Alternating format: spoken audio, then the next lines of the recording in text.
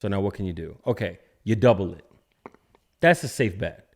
You can realistically, most cars, except for the Mopars that come built from factory. Right. You know, I got to be controversial, obviously. I was going to say. You can pretty much double the horsepower of most cars, not the wheel horsepower. You can pretty much double the factory crank horsepower of most cars, and most driveline parts on the car will survive. For how long though?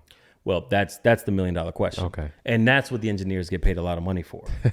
So, you got a K series, right? Yeah. You got a K series, 250 horse, something like that, stock. You double, you make 500 wheels. That's about, 500 wheels, like factory valve covered oil pan K series. That's pretty reliable. That's like about the limit. This is like the safe limit. Right. Same thing with all the rest of the parts around it.